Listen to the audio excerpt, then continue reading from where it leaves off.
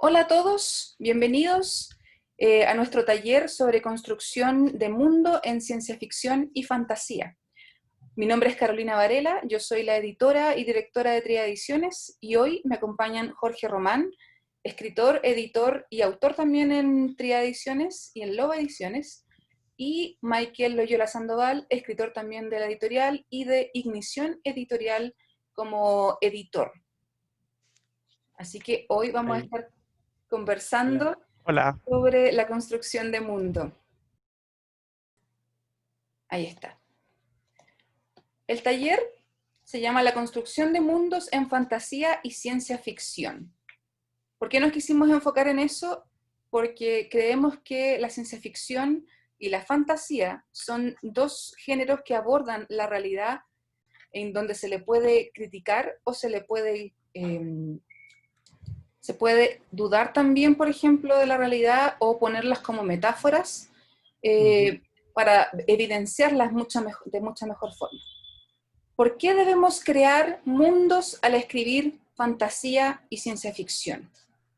Los géneros de la ciencia ficción y la fantasía están muy familiarizados entre sí. La construcción de un mundo coherente es lo que define a ambos. Una tarea compleja que requiere responder muchas preguntas. ¿Qué dices tú, Jorge? ¿Es mucho más fácil trabajar a partir de un mundo cotidiano o crear? O sea, sí, de todas maneras es mucho más fácil trabajar desde el mundo cotidiano porque es el mundo que conocemos. Conocemos sus códigos, conocemos su historia, conocemos sus referentes culturales, entonces es muy fácil generar un ambiente creíble cuando estás trabajando desde el mundo real.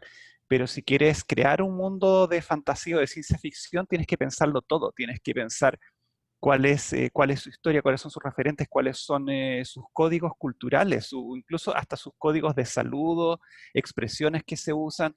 Todo eso es muy necesario para generar un ambiente creíble, porque si resulta que simplemente traspasas todo el ambiente, digamos, del mundo que conoces a un mundo de fantasía, deja de ser creíble porque parece una mezcla medio rara en la que, qué sé yo, hay tendencia, digamos, hay formas, hay economía capitalista en un mundo medieval y cosas así, cosas que realmente no van a funcionar bien.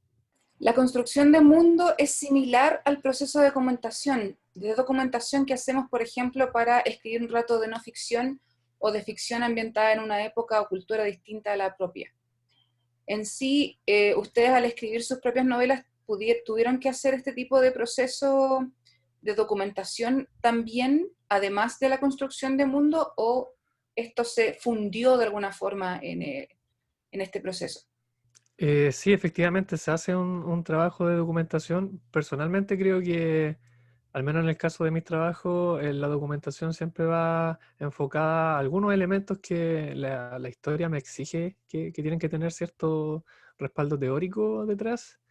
Pero me consta de que, por ejemplo, si hay algún autor que quiere hablar acerca de hacer una historia de ciencia ficción sumamente enfocada en aspectos tecnológicos, tiene que haber un conocimiento detrás, como pasó por ejemplo con la novela de El Marciano, donde si bien hasta donde tengo entendido el autor no es científico ni tiene estudios científicos que acrediten esos conocimientos, da la impresión totalmente opuesta al leer la novela porque está muy bien documentada. De alguna manera el autor, creo yo, o los autores o las autoras juegan un papel casi de ilusionista. La idea es hacerle creer, hacerle sentir al lector o a la lectora de que son personas que saben mucho de lo que están hablando, aunque de verdad no sea así. Y eso se hace en base a un trabajo de documentación detrás y, como bien dice Román, también un mundo coherente que responda a todas las preguntas que puedan surgir en un entorno hecho desde cero.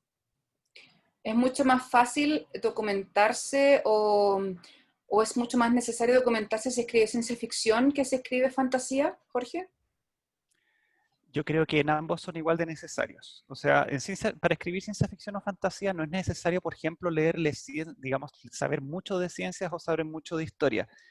Pero siempre es necesario, por ejemplo, para construir fantasía, claro, uno podría decir que para escribir fantasía no necesitas saber de ciencia, pero resulta que sí necesitas saber de antropología, saber de historia, para saber cómo se comportaban y cómo funcionaban o cómo funcionan sociedades y culturas distintas a la nuestra, en el fondo para poder hacer el contrapunto.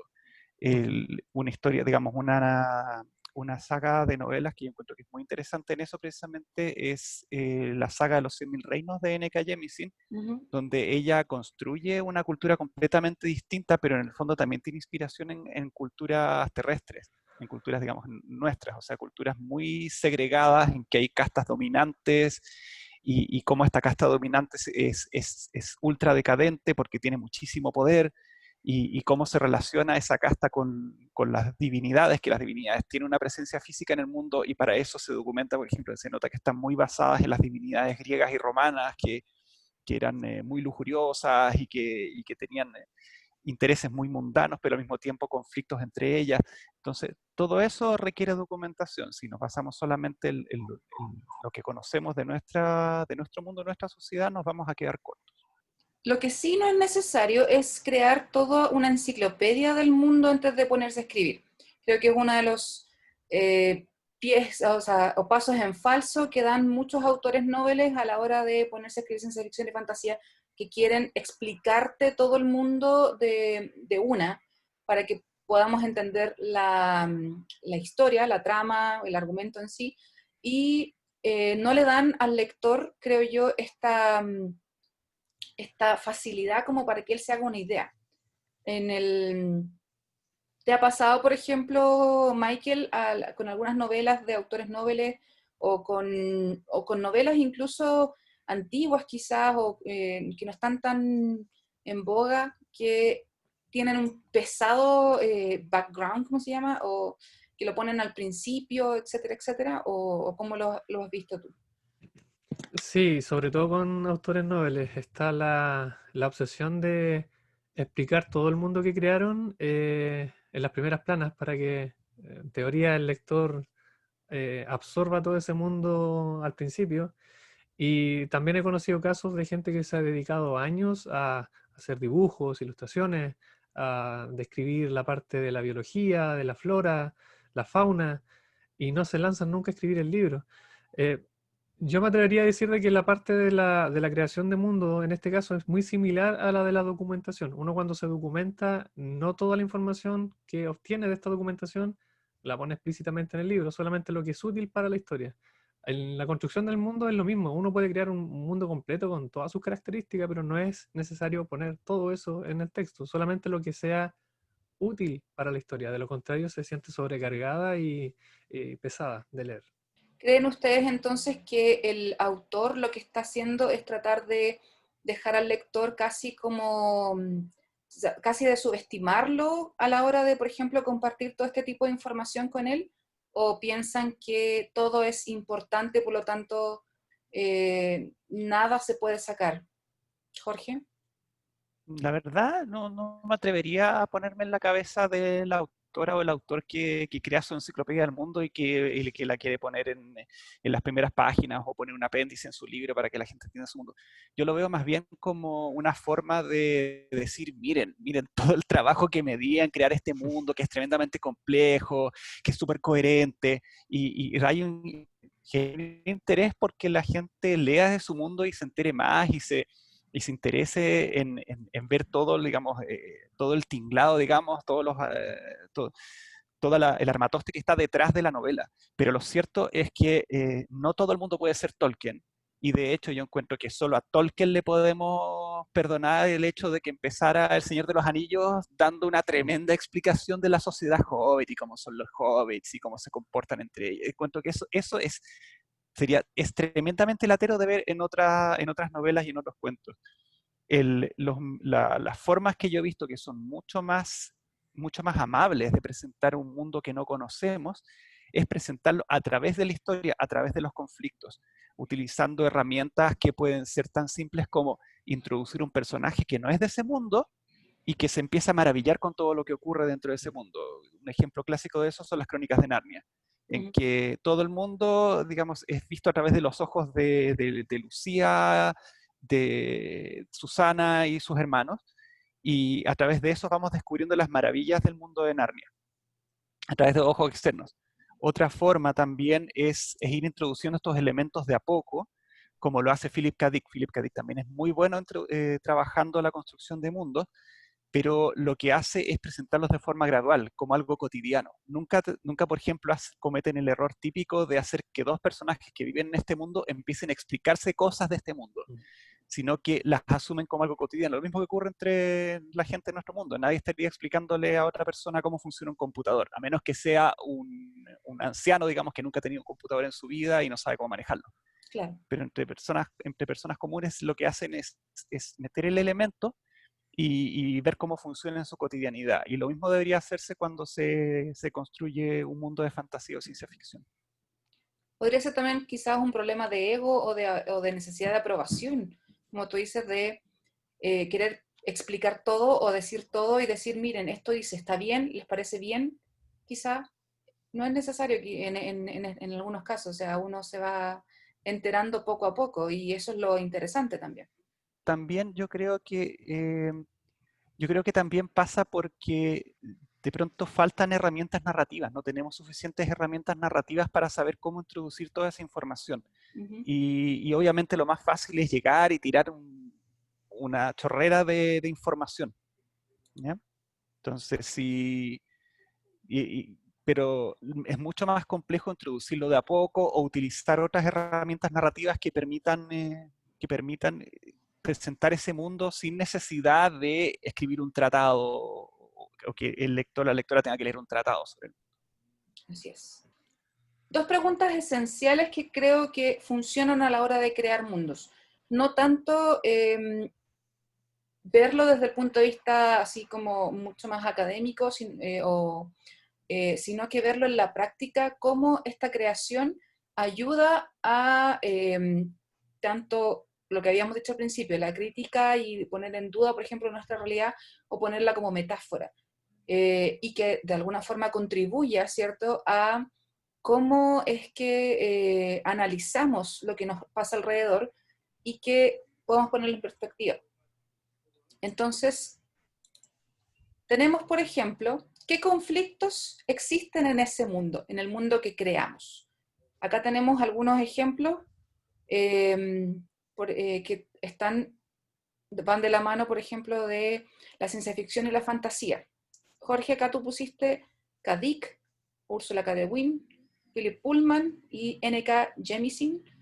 Cuéntanos un poco de qué se tratan estos libros, estas historias. Ya, sí, a ver, en Sueñan los androides con ovejas eléctricas, que es la novela en que se basó después la película Blade Runner, hay varios conflictos en el mundo que crea K. Dick.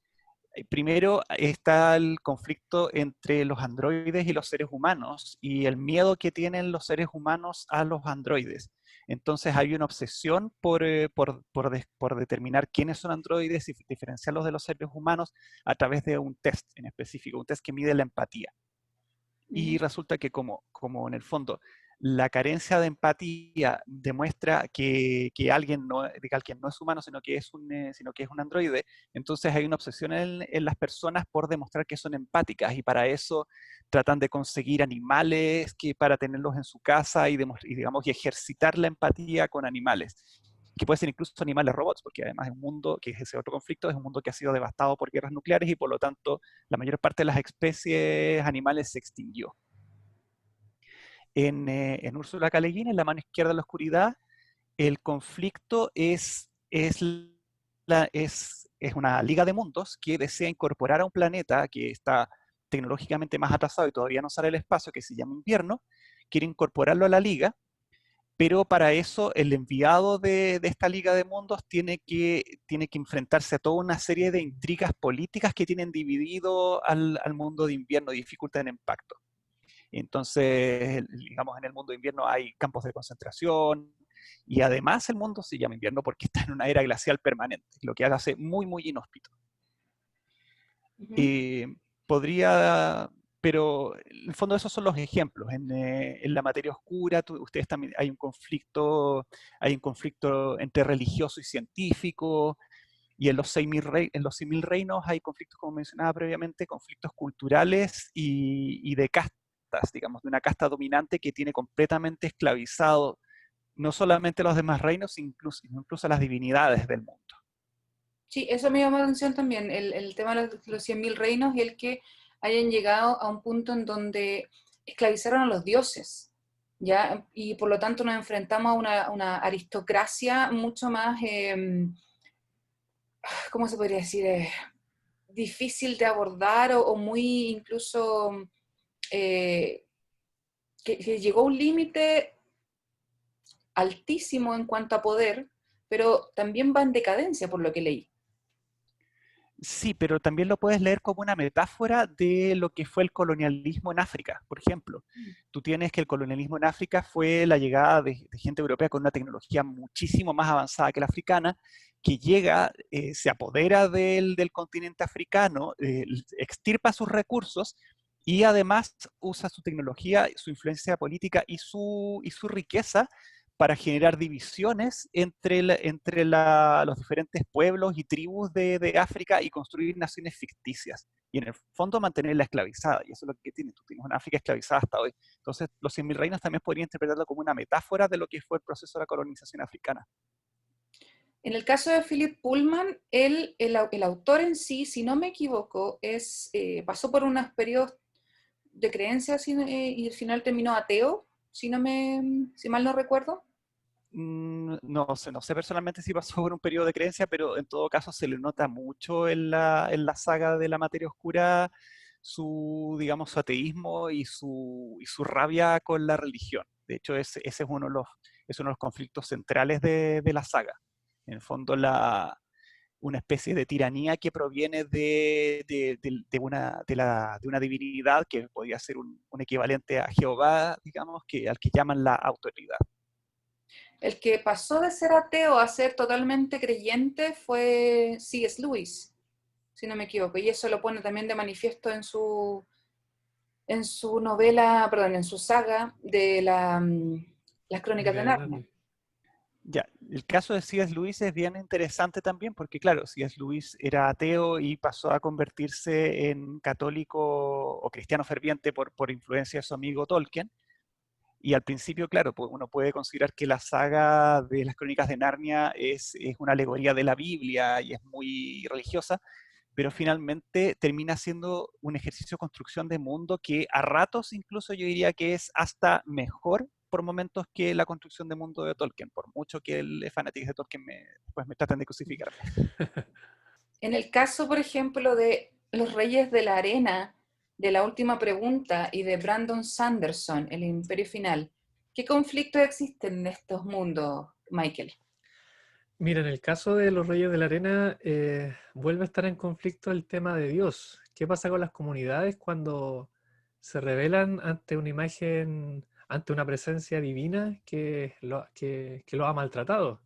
La historia de los Reyes de la Arena habla acerca de un personaje llamado Simon Cress, que no encuentra nada mejor para entretenerse de una vida ya llena de aburrimientos que ir a una especie de tienda de animales exóticos, animales raros de otros planetas tal vez, y ahí le ofrecen unos insectos que se les conoce como los reyes de la arena. Y estos insectos tienen la particularidad de crear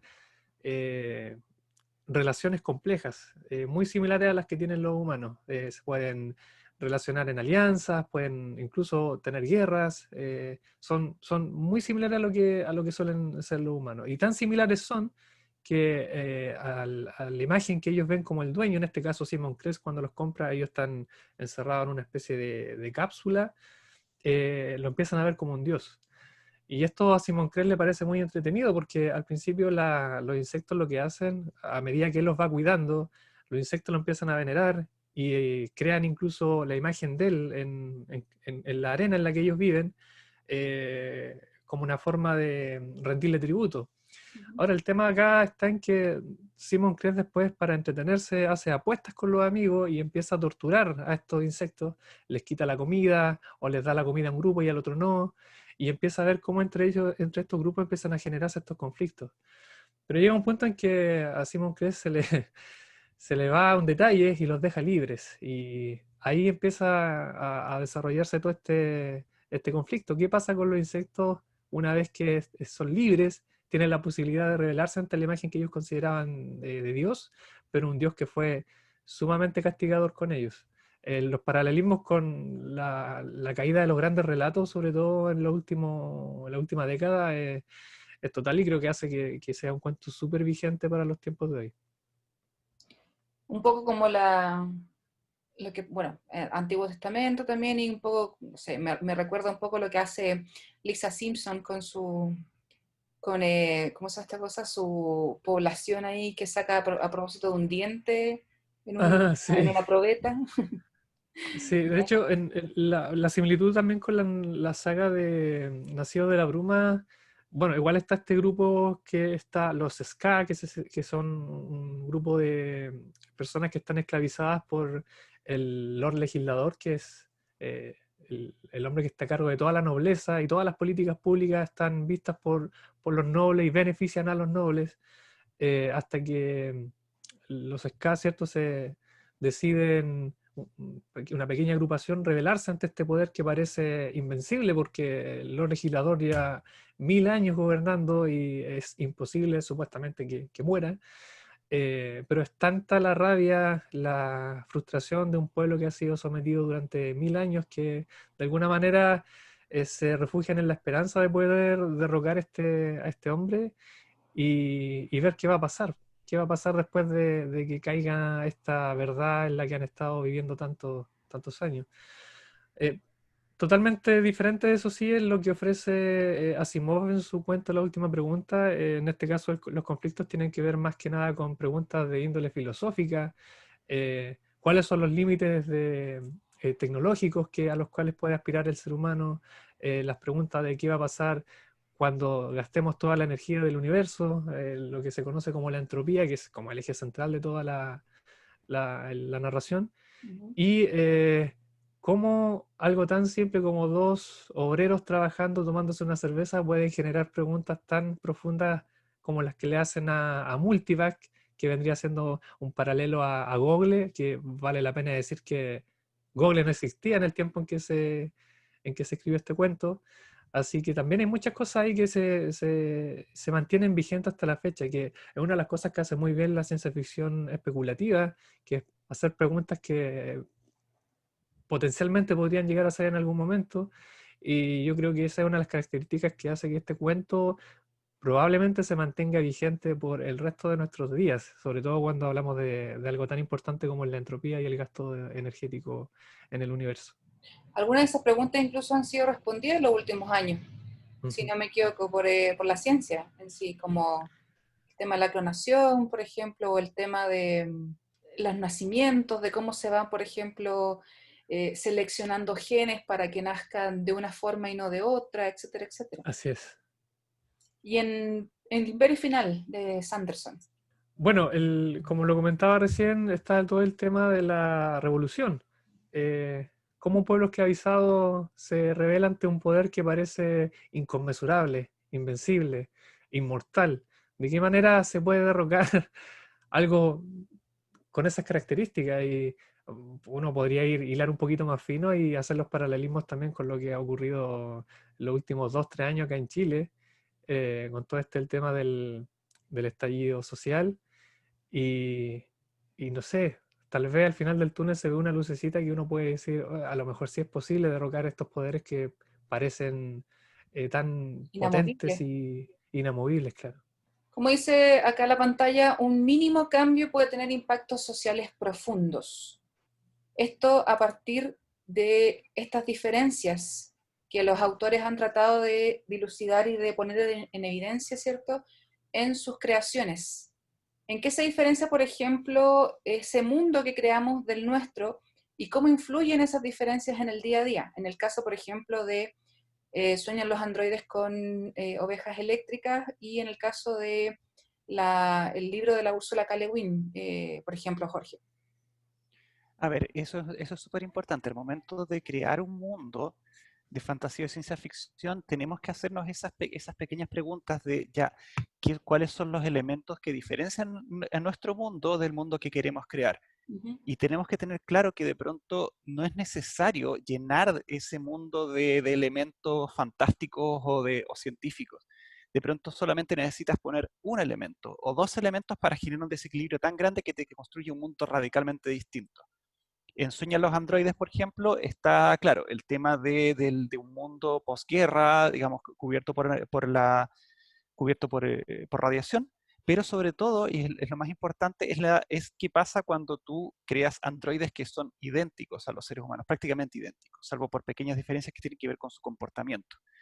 Cómo afecta esto a la sociedad, cómo afecta las relaciones entre las personas, cuál es el cuestionamiento que se hacen las personas, que se pasan diciendo, incluso el personaje de Deckard en la novela se dice, bueno, ¿soy un replicante o soy un ser humano? No, no, Ellos se cuestionan a sí mismos. exacto, viene un cuestionamiento de qué es ser un ser humano. Y eso pasa a formar parte del día a día de la sociedad. El hecho también de que haya androides y que algunos de ellos digamos, traten de tener iniciativa propia, significa que también que los van a cazar, que tratan de detenerlos, y son androides que no tienen derecho a la vida como si tienen las personas, entonces pueden llegar y ejecutarlos en la calle sin ningún problema. Lo que también nos genera otros cuestionamientos, ya, pero ¿y qué pasa si de pronto, no se explora en esta novela, pero qué pasaría si pensáramos que las máquinas pueden llegar a pensar, y si llegan a pensar van a tener derechos igual que las personas? Claro. Son todos esos cuestionamientos que se generan a partir de esa novela. En La mano izquierda de la oscuridad, el elemento principal, digamos, que lo distingue de nuestro mundo, es que en el planeta invierno los seres humanos no tienen un sexo fijo. Ya no es que nazcan hombre o mujer o de pronto Macho, intersex como ocurre bueno. en nuestro mundo, Ujú. sino que eh, todos los seres humanos son más bien asexuados hasta un cierto periodo del mes en el que entran en una etapa de celo y adoptan un sexo que puede ser masculino o femenino dependiendo de su pareja. Digamos, cuando hay una pareja, una de esas integrantes adopta un sexo al azar y su pareja después adopta el sexo opuesto. Y eso significa que cualquier persona en cualquier periodo de su vida pudo haber sido padre y madre a la vez. O sea, y por lo tanto no hay roles de género. ¿Y qué pasa si no hay roles de género? ¿Cómo se construye la sociedad? ¿Cuáles son las expectativas que se tienen sobre las personas? ¿Cómo se construyen las naciones y los países? Y una de las respuestas que da Ursula Le Guin, quien además digamos, tenía una formación en antropología muy, muy fuerte, es que en un mundo así no existirían los nacionalismos, no existirían las guerras. Eso no significa que no existirían los asesinatos, porque sí los hay mucha intriga política, hay asesinatos, hay persecución a opositores políticos, etcétera, pero no existe la noción de guerra, digamos, de una nación completa movilizándose contra otra. En la materia oscura, que ya sabemos que tenemos este conflicto con Dios y con la iglesia de alguna forma, acá vemos que los humanos tienen estos daimonion, que es como representación de su alma. ¿Qué pasa ahí con ellos y en la diferencia que vemos con nosotros, aparte de la obvia? Claro, o sea, digamos, la diferencia principal efectivamente es el hecho de que los seres humanos tienen conciencia de que existe su alma y tiene una presencia física. Y además pueden dialogar con ella digamos, en el fondo es como un diálogo que tienen interno con su propia conciencia, que lo tienen permanente. Y eso Pullman digamos, como que va arrastrando eso, ya qué implicancias tiene, qué pasa, por ejemplo, en la niñez que la personalidad todavía no está definida. Entonces claro, imagina que los daimonios cuando estamos en la niñez no tienen una forma fija, sino que pueden ir cambiando de forma, Claro. y finalmente esa forma de animal se fija llegada a cierta madurez, y ese animal además representa la personalidad de la persona. Y también eso genera otros conflictos, porque está todo el conflicto religioso digamos, de que hay una parte del magisterio que lo que quiere es investigar este vínculo que hay entre las personas y su daimonio, y tratan de separarlo, y cuáles son las consecuencias físicas y mentales que eso genera, etcétera. Y en el En el caso de los 100.000 reinos, ahí lo que hace Jamie Sin es preguntarse, bueno, ¿y qué pasa si las deidades tuvieran una forma física y pudieran intervenir en el mundo y pudieran ser esclavizadas? Entonces, eso genera consecuencias tremendas. O sea, si tienes una casta que maneja magia suficiente para controlar a las divinidades y esclavizarlas, entonces tendrían un poder absoluto sobre el mundo. Había una esclavitud, digamos, que no, en el fondo no habría cómo rebelarse. Pero al mismo tiempo, no significa que las divinidades estarían completamente a merced de esta aristocracia, porque resulta que finalmente son divinidades y no les gustaría estar dominadas, entonces buscarían formas de revertir esta situación, de engañar a sus captores y, por ejemplo, torcer sus deseos para terminar matándoles de alguna forma o rebelándose de alguna forma. Y eso es parte también del conflicto que se desarrolla en la novela.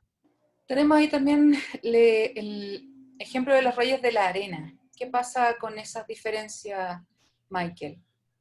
Lo que marca la diferencia de este cuento con otros tantos tiene que ver con el concepto del Dios castigador.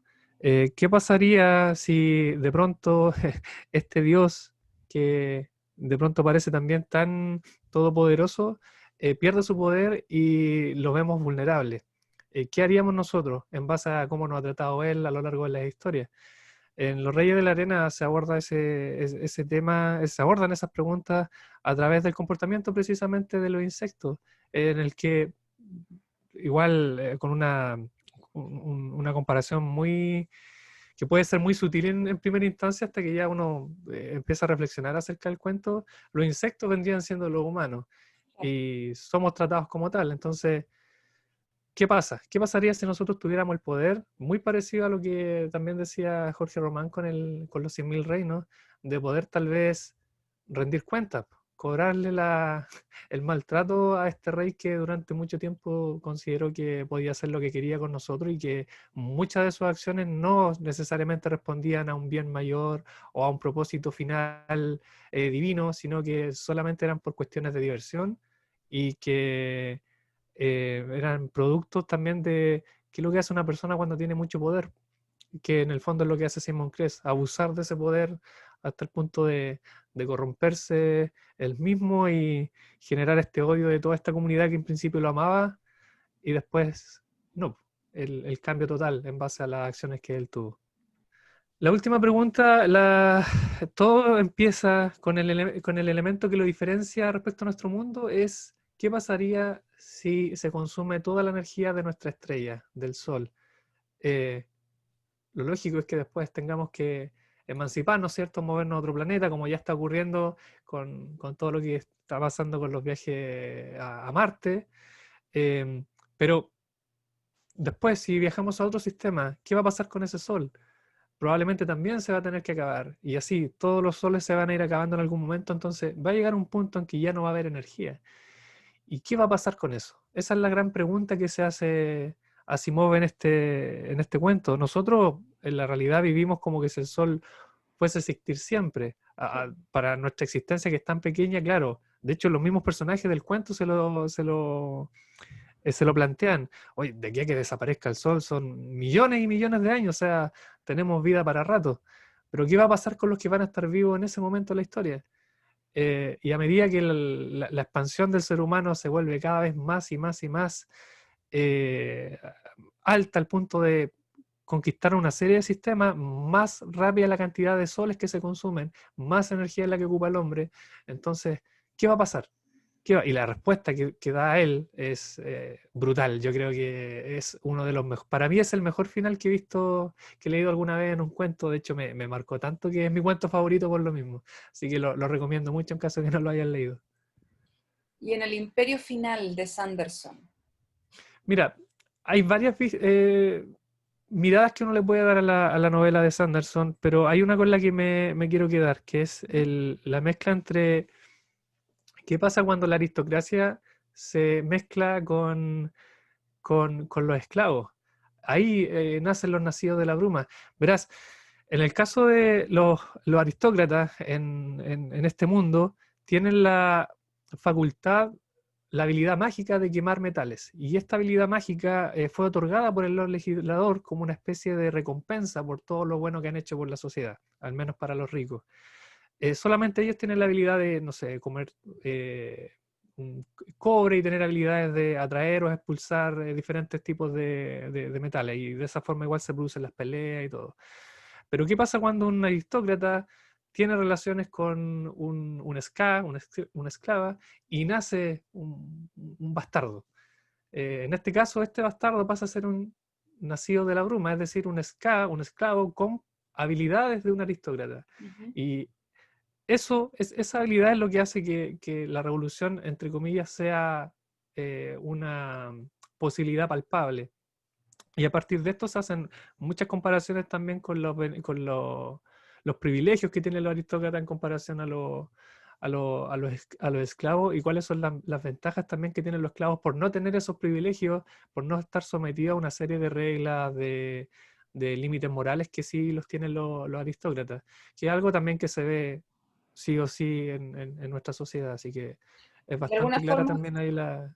de alguna forma Sanderson le da esa posibilidad a esta gente que en nuestro mundo sí existe, porque efectivamente hemos visto en muchas ocasiones que la aristocracia se mezcla mediante violación o mediante consentimiento con los esclavos, pero estos hijos de estas mezclas no tienen ningún tipo de Claro. derecho en sí, es más, se les discrimina, se les excluye.